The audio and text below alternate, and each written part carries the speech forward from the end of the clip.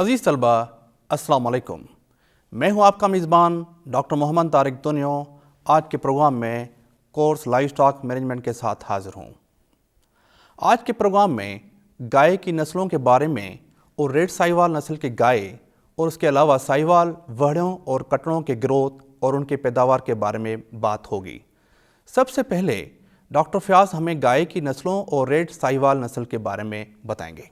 अज़ीज़ तलबा और किसान भाइयों, ज़ूलॉजिकल क्लासिफिकेशन में गाय का ताल्लुक़ बोविडी फैमिली से है और इसकी दो स्पीशीज़ हैं। एक है बॉस इंडिकस और बॉस टॉरस। जिन गायों की हम्प होती है, जिसे कोहान होती है, उसको हम कहते हैं कि ये बॉस इंडिकस स्पीशीज़ से इसका ताल्लुक़ है और इसको हम उर्फ़े आम में ज़ीबो कैटल भी कहते हैं। ये इंडिया और पाकिस्तान में कसरत से पाई जाती है, जबकि बॉस टॉरस ब्रीड की कोहान नहीं होती। इस वक्त हमारे दूध की कौमी पैदावार में तकरीबन 25% हिस्सा गायों का है और ये हर साल बढ़ रहा है।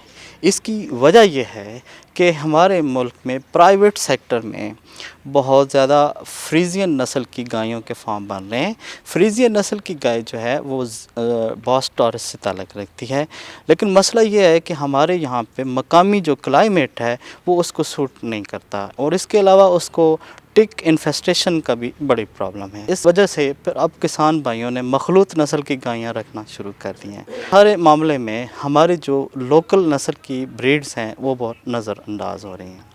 ज़ीबू कैटल में बहुत अच्छी दूधेल नस्ल की गायें भी पाई जाती हैं, जिसमें पंजाब में जो टॉप एलीट एनिमल्स हैं वो साहिवाल कैटल है।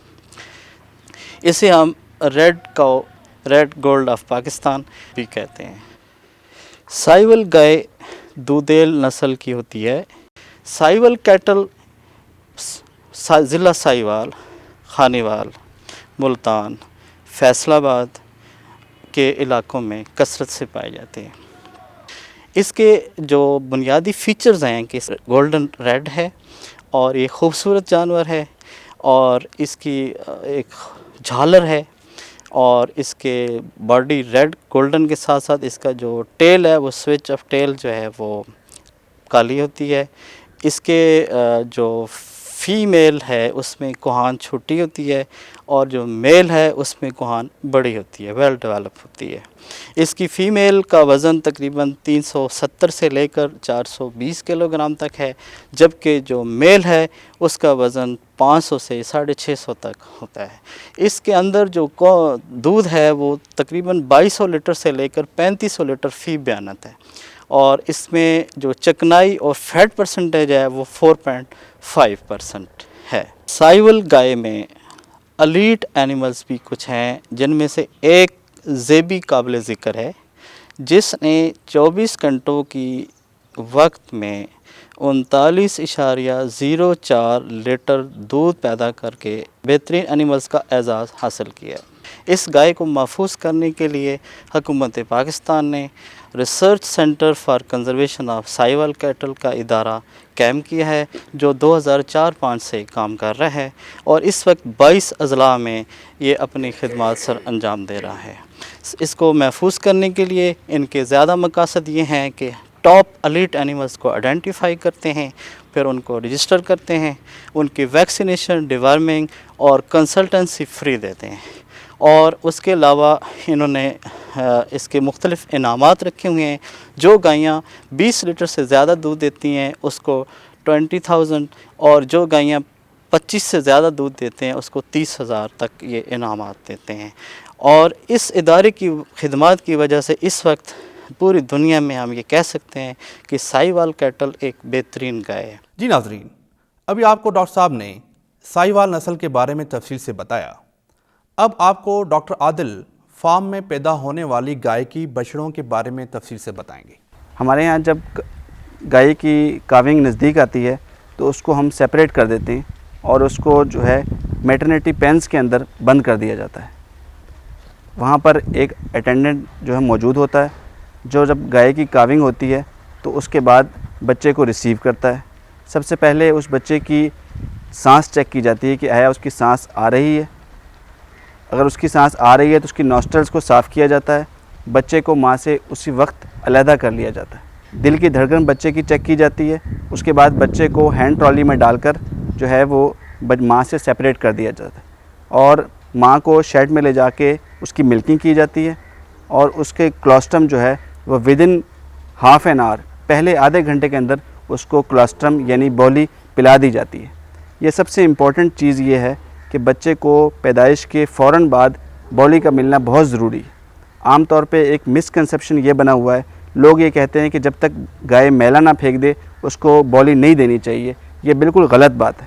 بچے کے پیدا ہوتے ہی اس کو بولی دینی چاہیے اور جو ٹائم پیریڈ گزرتا جاتا ہے پیدائش کے بعد اس طرح ان اینٹی باڈیز جو کلوسٹرم کے اندر موجود ہوتی ہیں اس کی ایبزارپشن انٹسٹائن میں کم ہوتی چلی جاتی ہے. اس لیے پہلے آدھے گھنٹے میں اس کو بولی پلانی ہے.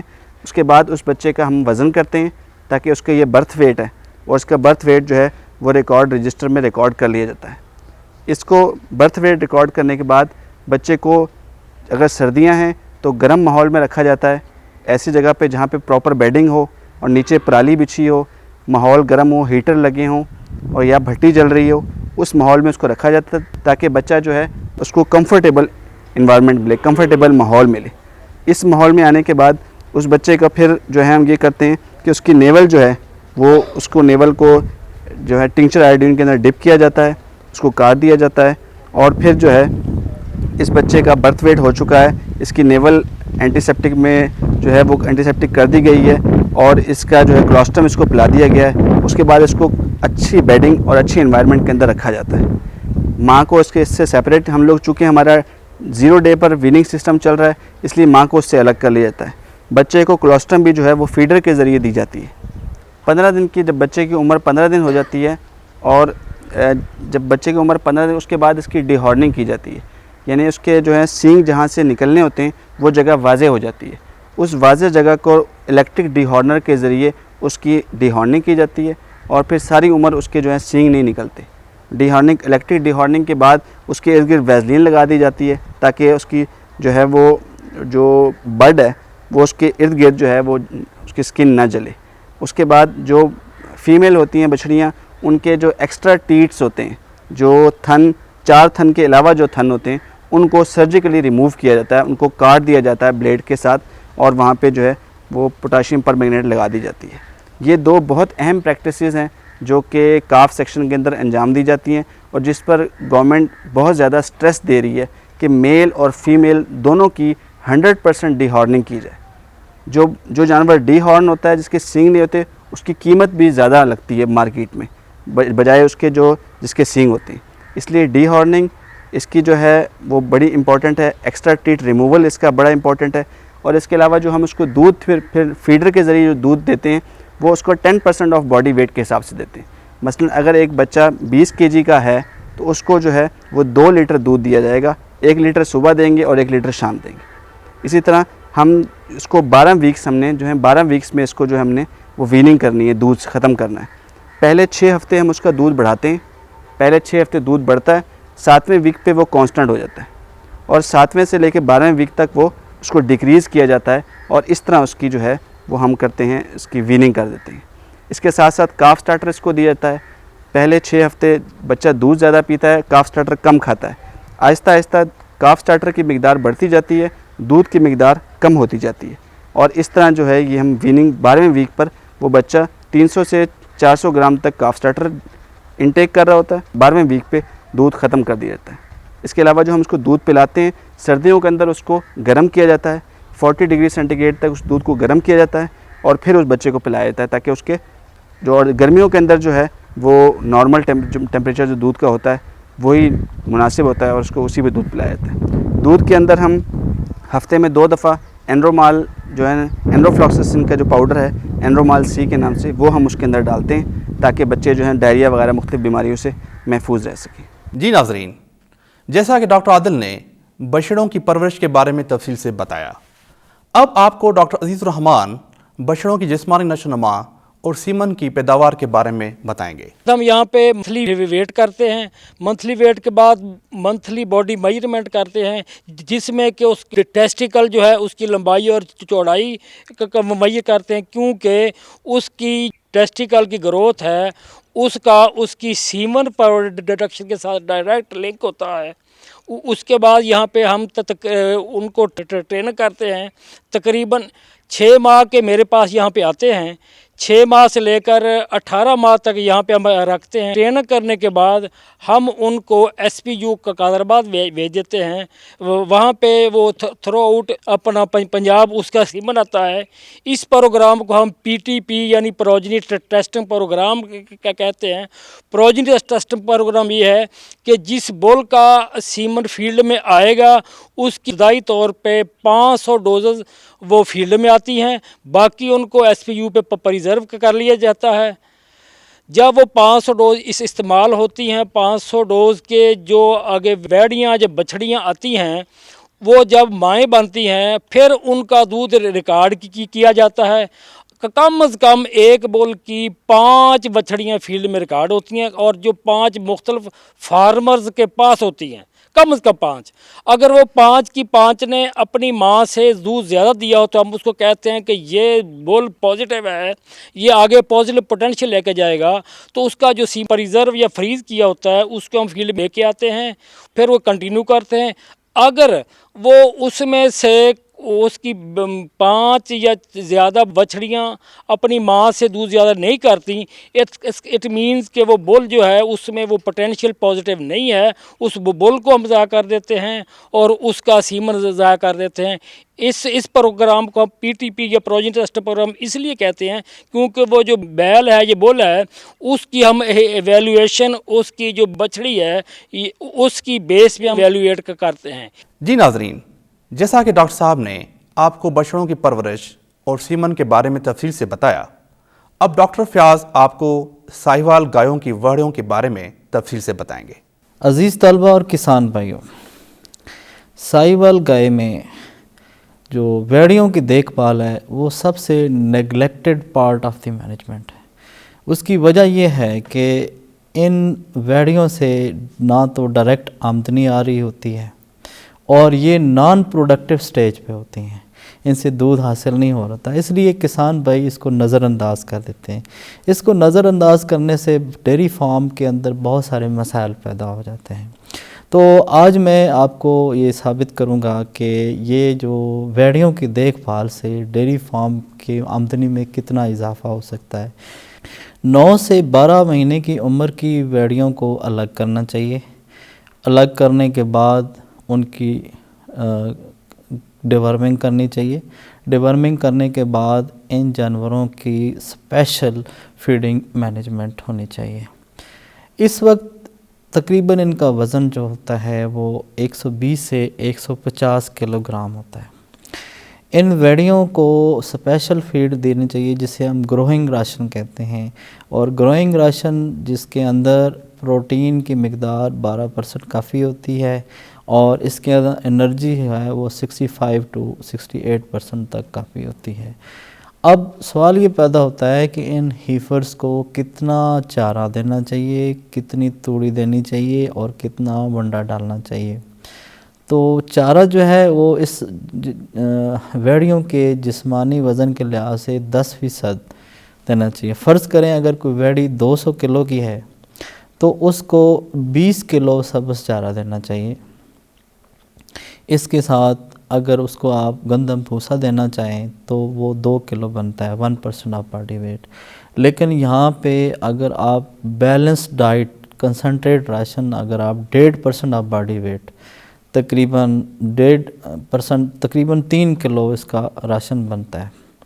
अगर आप जानवरों को मॉर्निंग और इवनिंग में 24 घंटे में 3 किलो कंसनट्रेट राशन दें तो इसकी जो ग्रोथ है, हीफर की ज़िंदगी में सबसे अच्छा जो ग्रोथ पीरियड है वो 12 से 18 महीने, यानी कि ज़िंदगी में हाईएस्ट ग्रोथ जो है इस फेज़ पे आती है 12 से 18 महीने में।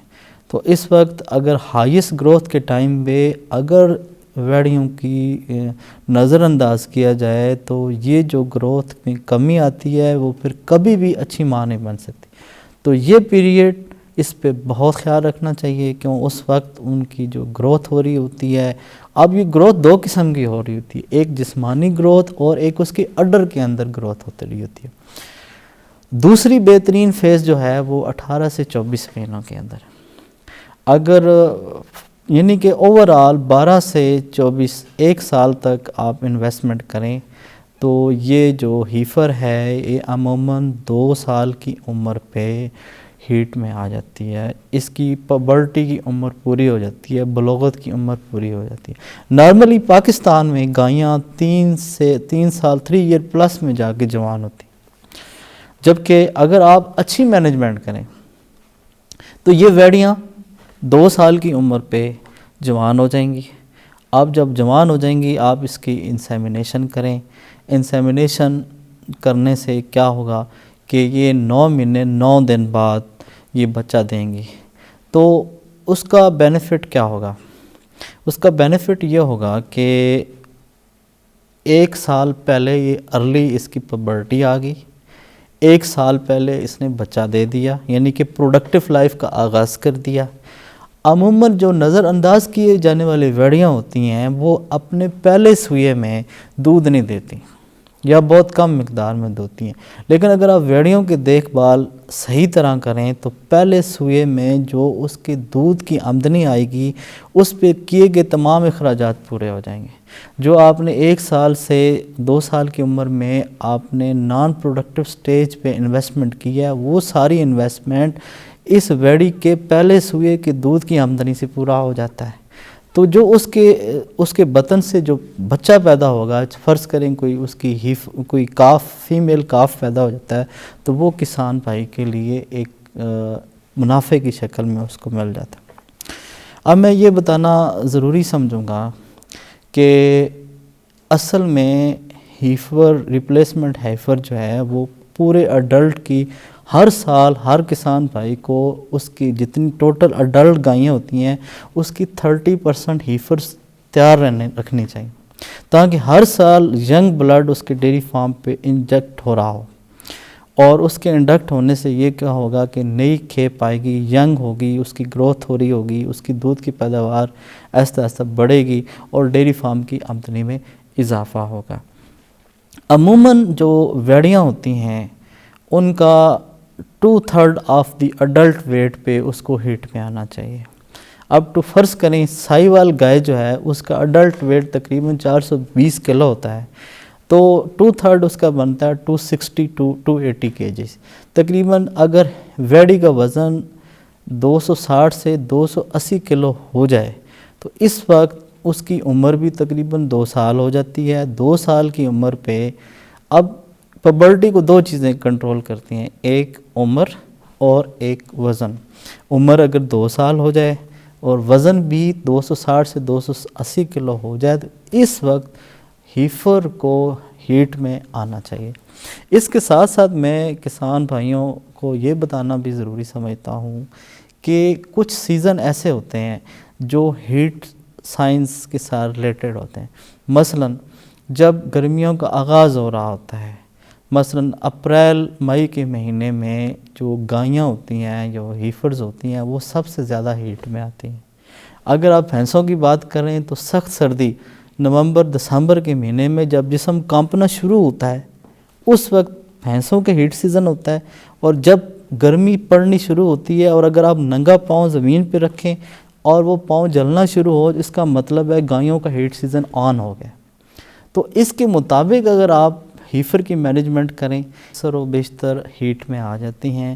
اب کسان بھائی کو دیکھنا یہ ہے کہ فرسٹ ٹائم جب کوئی ہیفر اپنی کوئی ویڑی اپنی ہیٹ سائنس شو کرے تو اس وقت اس کو ملائی نہیں کروانی چاہیے۔ پہلی دفعہ چھوڑ کے 21 دن کے بعد جب دوبارہ وہ ہیٹ سائنس شو کرے تو اس وقت آپ کو انسیمینیشن کر دینی چاہیے۔ لیکن یاد رکھیں کہ انسیمینیشن کرتے وقت فرسٹ کاف ہیفر میں آپ نے بڑے بل کا سیمن نہیں لگانا، کیونکہ ہیفر ابھی چھوٹی ہوتی ہے اور اس کے اندر اگر آپ بڑے سانڈ بیل کا بچے کا سیمن رکھ دیں گے تو وہ فیوچر میں ڈسٹوکیا ہو جائے گا، ڈیفیکلٹ برتھ ہو جائے گی۔ تو آپ نے اس دھیان میں رکھنا ہے کہ فرسٹ کاف ہیفر میں سیمن چھوٹے بل کا رکھا جائے تاکہ فیوچر میں پرابلم نہ ہو۔ اب جب ہیفر پریگننٹ ہو جاتی ہے تو پریگننٹ ہونے کے بعد اس کی مینجمنٹ میں تھوڑا ڈیفرنس آ جاتا ہے۔ اب یہاں پہ اب اس کی دوہری ضروریات ہوتی ہیں، ایک تو ویڑی نے اپنی گروتھ کرنی ہے، اس کے ساتھ ساتھ اس کے پیٹ میں پلنے والے بچے کی ضروریات کو بھی پورا کرنا ہے۔ تو اس وقت پریگننسی راشن جو ہے وہ اضافہ کر دینا چاہیے، تقریباً 1 کلو پریگننسی راشن اضافہ کر دینا چاہیے۔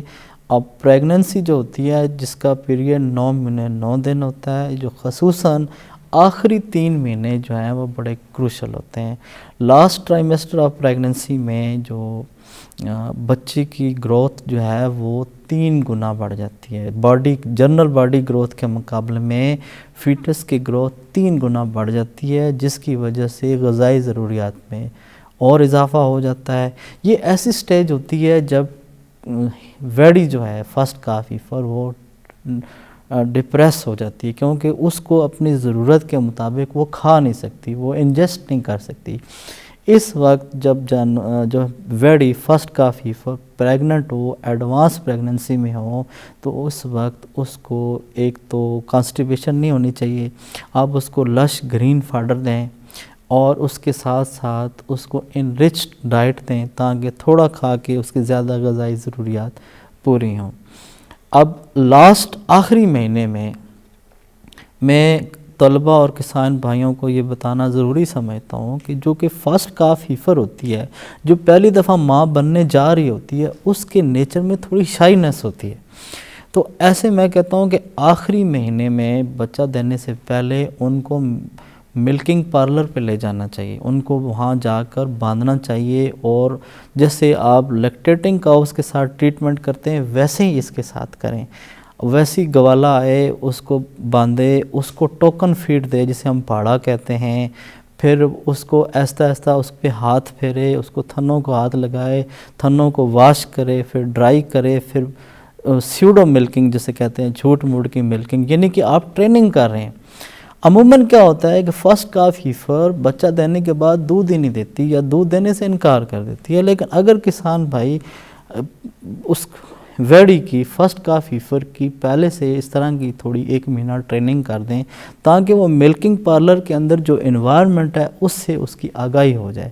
اب کاونگ کے بعد جو فرسٹ کا فیفر ہوتی ہے وہ نہ صرف دودھ دیتی ہے بلکہ زیادہ ٹائم تک دودھ دیتی ہے، اور اس سے ڈیری فارمنگ کی آمدنی میں بے پناہ اضافہ ہوتا ہے۔ جی ناظرین، ابھی آپ نے ریڈ سائیوال، ویڑیوں، بچڑوں کی جسمانی نشوونما اور سیمن کی پیداوار کے بارے میں تفصیل سے دیکھا۔ اس کے ساتھ ہی اپنے میزبان ڈاکٹر محمد طارق دنیا کو اجازت دیجیے۔ اللہ حافظ۔